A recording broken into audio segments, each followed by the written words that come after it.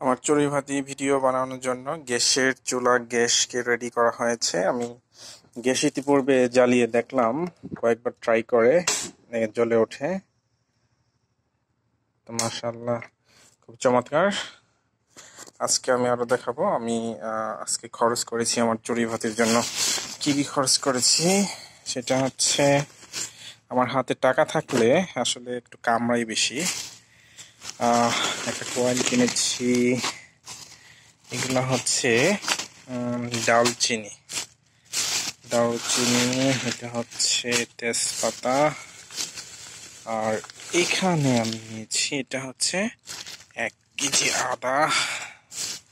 তারপর এটা হচ্ছে মরিচের গুঁড়া, এটা হচ্ছে